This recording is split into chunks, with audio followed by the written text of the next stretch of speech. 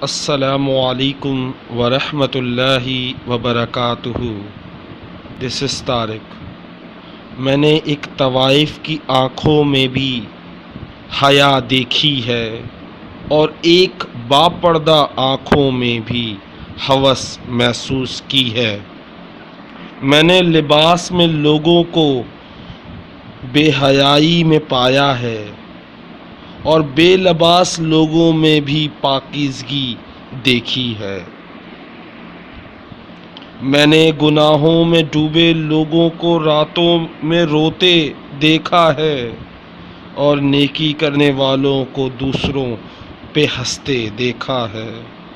کس کا کردار اچھا اور کس کا برا یہ صرف اللہ جانتا ہے، کیونکہ انسان صرف اچھے انسان سے محبت کرتا ہے، جبکہ اللہ برے انسان کو بھی اکیلا نہیں چھوڑتا۔